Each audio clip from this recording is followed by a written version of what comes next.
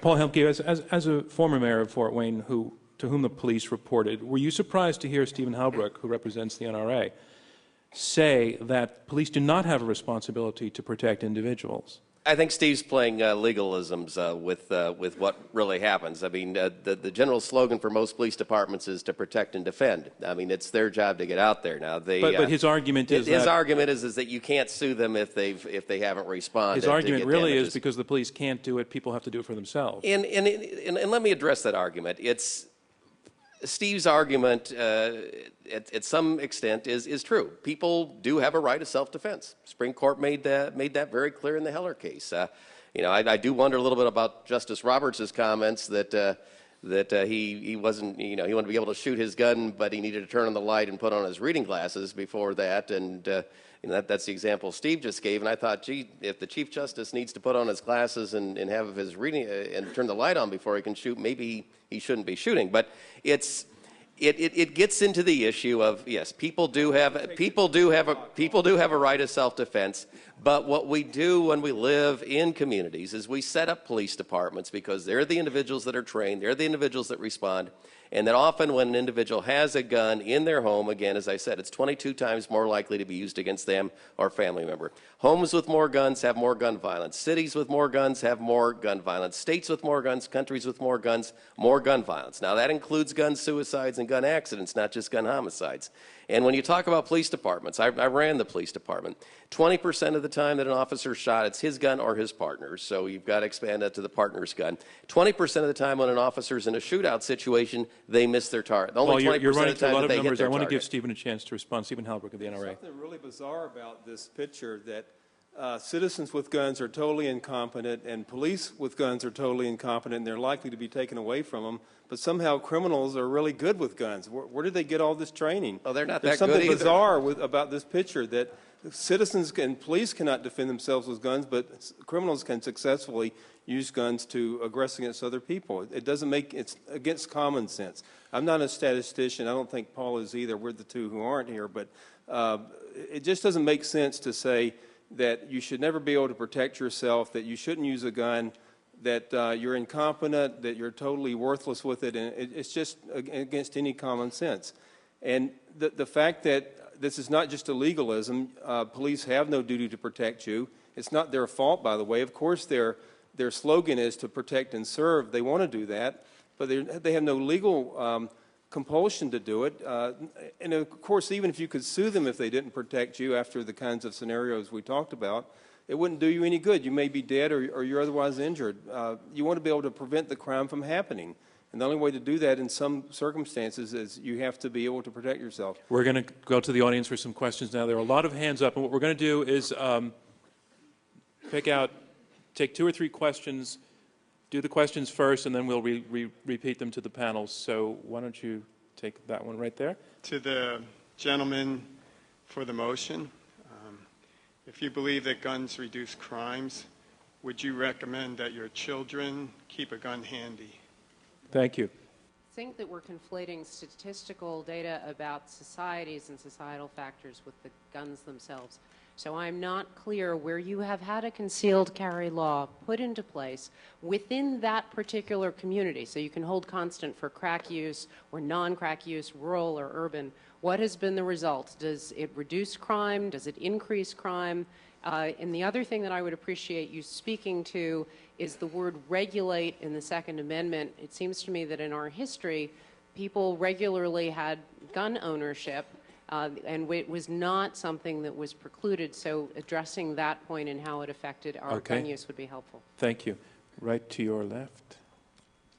Hi. I have a very quick question. It's a little bit more specific than just a broad topic. Do you think that gun buyback programs help reduce crime? And if yes, how? Who evaluates these programs, and why are they started in the first place? Okay. Thank you. Those are good. Those are all questions, and they are quite good and brief. Should kids have guns to protect themselves? I suppose, what age are you talking about? When would you start saying this is a reasonable question to ask? Microphone to your mouth. I was really interested. All these gentlemen seem to be old enough to have children over 18 or 21. Mm-hmm. I was wondering their own children, would they recommend that their own For children- self-defense, not for hunting, not for sport, for Yeah. self-defense. Gentlemen, do any of you support guns for children for self-defense? I hope my kids have guns when they get, I mean, I didn't own a gun until 1996, after I'd started doing the research that I did. As far as I know, my family had never owned a gun. But at this point, given that I believe the benefits far outweigh the risks, I think I would be disappointed if my kids didn't own a gun. Anybody on the other side respond to that? I wouldn't want my daughters to have a gun. That's Paul Helmke. When I look at the statistics about how that adds to the risk of suicide, the risk of being misused, the risk of it coming up, being stolen, used in a domestic quarrel, I think it's just too much of a risk. John Donahue against the motion. There's also the social factor that the NRA and our other panelists want to ignore. Sean Penn got the right to carry a concealed handgun in California, which is tough to do. Went to a Berkeley restaurant for lunch one day, came back, his two guns that he had left in his car were gone because the car had been stolen. They got the car back 2 days later, but the two guns were missing. So maybe it might have helped him at some point, but now somebody's got Sean Penn's guns, and I suspect it's a criminal that's not going to use them. We're a little very off the effectively. point of the question about children, however. The second question went to whether there have been studies that show the impact of a concealed carry law within a given community actually having had an impact. Before that, I have a question. How is a concealed weapon a deterrent to the guy who can't see it? Because they don't know who has it. And So if a you community have has it, in if other you're in a words. state that has mandatory issuance of concealed weapon permits, then criminals have no knowledge of who might be carrying legally, and you would think there would be more who would carry if it is legal than those who would do it out of desperation. So because people of who would fear. not be carrying in that community would also be protected under that theory because... Absolutely, because the criminals don't know who has the gun. John Lott, you were going to answer the question that the questioner put to us about whether there is No, it's an excellent question, actually. And that's precisely what you want to do. You don't want to just compare across places because, you know, Idaho is different than California, and England has different underlying crime rate before they change any types of gun control laws than the United States has.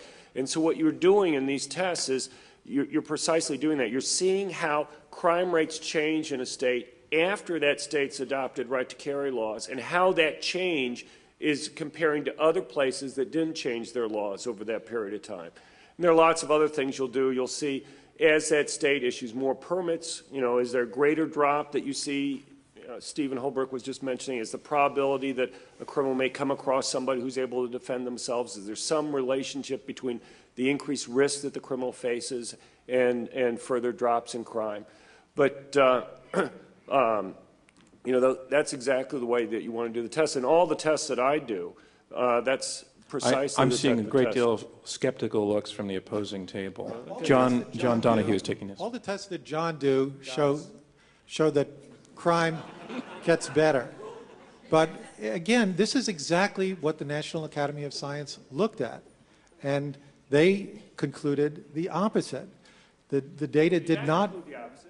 They concluded that the data does not support the proposition that we're debating today, which is that guns reduce crime. No, actually what that Gary report Kleck. persistently said was we don't have strong enough evidence to draw firm conclusions about virtually every issue they addressed. So that was more of a no decision than it was reaching the opposite conclusion. They did not reach the conclusion that making it easy to get a carry permit increases crime.